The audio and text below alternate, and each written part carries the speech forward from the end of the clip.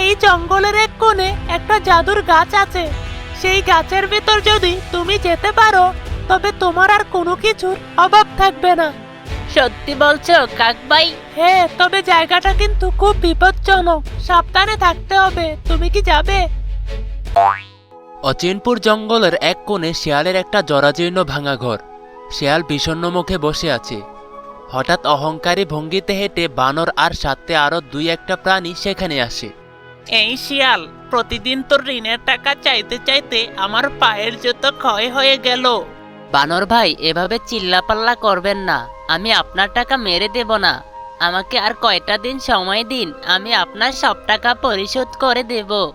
তোকে আর কত সময় দেব?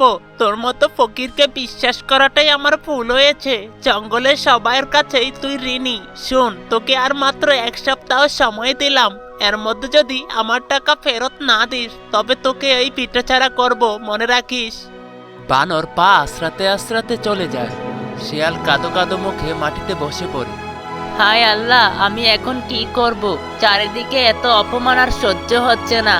মরে যাওয়াও এর চেয়ে ভালো। হঠাৎ গাছের ডাল থেকে একটা কাক উড়ে এসে শিয়ালের সামনে বসে। কা কা কি হয়েছে শিয়াল ভাই? তোমার মনে তো খারাপ কেন? কাঁদছো কেন তুমি? কি আর বলবো কাক ভাই, কপালটাই খারাপ। জঙ্গলের সবাই আমার কাছে ধারের টাকা পায়। প্রতিদিন সবাই এসে অপমান করে যায়। আজ বানর এসে হুমকি দিয়ে গেল, এক সপ্তাহের মধ্যে টাকা না দিলে পিঠেচারা করবে। শিয়াল ভাই, মন খারাপ করো না। তোমাকে একটা গোপন কথা বলি। এই জঙ্গলের এক কোণে একটা জাদুর গাছ আছে। সেই গাছের ভিতর যদি তুমি যেতে পারো তবে তোমার আর কোনো কিছুর অভাব থাকবে না। সত্যি বলছো কাক ভাই? হ্যাঁ, তবে জায়গাটা কিন্তু খুব বিপজ্জনক, সাবধানে থাকতে হবে। তুমি কি যাবে? হ্যাঁ, আমি যাব। সবার এই রোজ রোজ অপমানের চেয়ে বিপদের মুখোমুখি হওয়া অনেক ভালো সিদ্ধান্ত। তুমি আমাকে নিয়ে যাও। কাক শিয়ালকে উড়ে উড়ে জঙ্গলের গভীরে একটা বিশাল অদ্ভুত দেখতে গাছের সামনে নিয়ে আসে। গাছের উপর একটা বড় দরজাও ছিল। এই নাও শিয়াল ভাই, আমরা এসে গেছি। এই গাছের দরজা দিয়ে তুমি ভিতরে যাও। মনে রেখো, নিজের উপর বিশ্বাস হারাবে না। শিয়াল গাছের ভিতর পা রাখতেই চারপাশ ঝলমল করে ওঠে। গাছের ভিতর এক অন্যরকম জগৎ। শিয়াল চোখ বড় বড় করে তাকায় চারদিকে। ওরে বাবা, এটা আমি কোথায় এলাম? এ তো এক অন্যরকম সুন্দর পৃথিবী। নিজের চোখকেও বিশ্বাস করতে পারছি না। শিয়াল সামনে হাঁটতে থাকে। হঠাৎ সে দেখতে পায় একটা সুন্দর হাঁস ডানা ভেঙে মাটিতে আহত অবস্থায় ছটপট করছে। আহারে, এত সুন্দর একটা হাঁস এভাবে আঘাত পেয়ে পড়ে আছে। জাদুর সন্ধান পরে হবে, আগে একে বাঁচানো দরকার।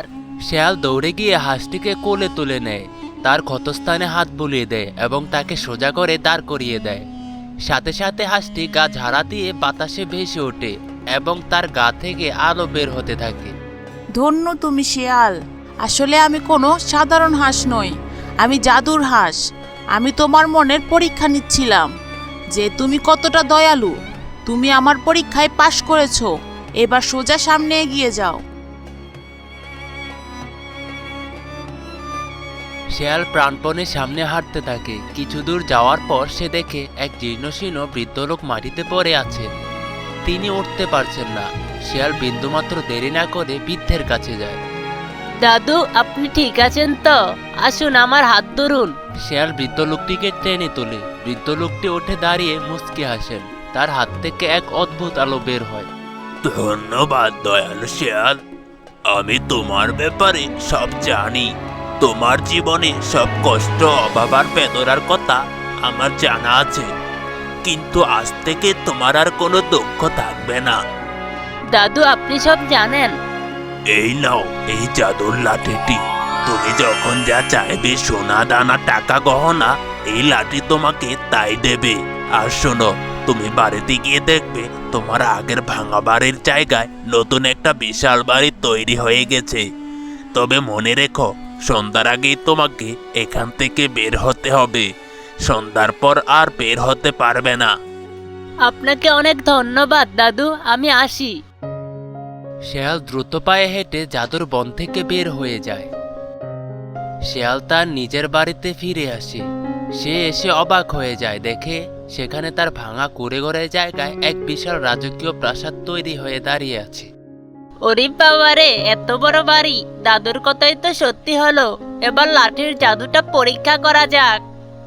হে জাদুর লাঠি, আমাকে অনেক টাকা আর সোনার অলংকার দাও।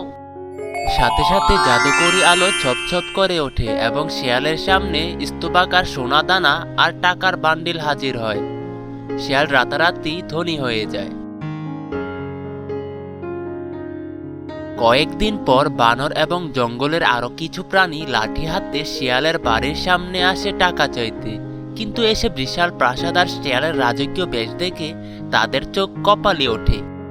কি ব্যাপার রে ভাই, মাত্র কয়েকদিন আগে তো ওর খাবার কেনার টাকা ছিল না, এত বড় বাড়ি, এত সোনা গয়না কিভাবে হলো?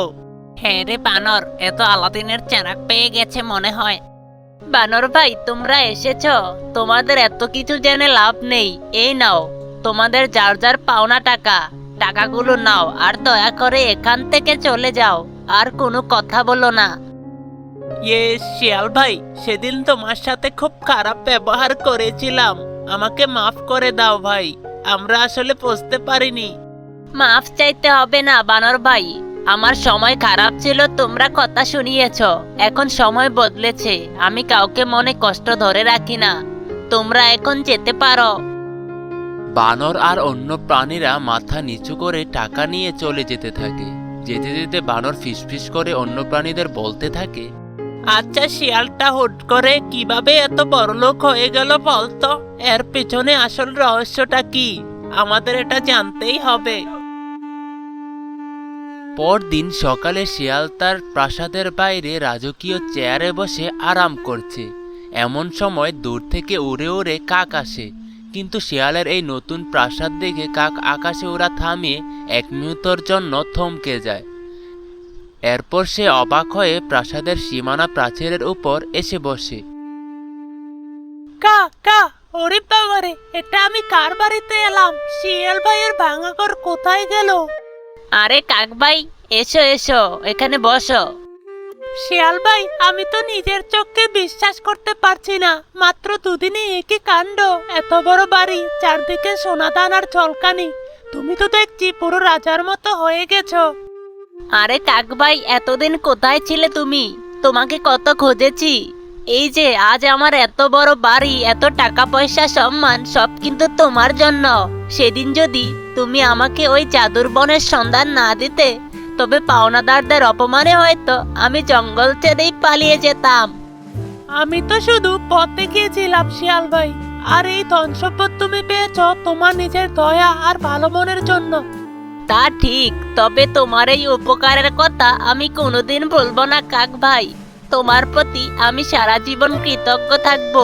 আজ থেকে তুমি এই জঙ্গলে আমার সবচেয়ে ভালো বন্ধু। তোমার যখন যা লাগবে জাস্ট আমাকে একবার বলবে। কা কা ধন্যবাদ শিয়াল ভাই, তোমার মতো একজন ভালো মনের বন্ধু পেয়ে আমারও খুব ভালো লাগছে। এমন সময় প্রাসাদের পিছনের ঝোপের আড়ালে বানরকে লুকিয়ে থেকে তাদের কথা হারি পেতে শুনতে দেখা যায়। ও আচ্ছা, তার মানে এই কাকটাই শিয়ালকে ওই জাদুর বনের সন্ধান দিয়েছিল, আর শিয়াল সেখান থেকেই কোনো জাদু এনে এত বড় লোক হয়েছে। দাঁড়াও, এবার জাদুর বনের রহস্যটা আমাকেও বের করতে হবে।